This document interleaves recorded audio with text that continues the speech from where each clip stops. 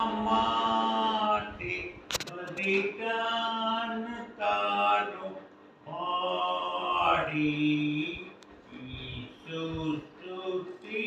તારી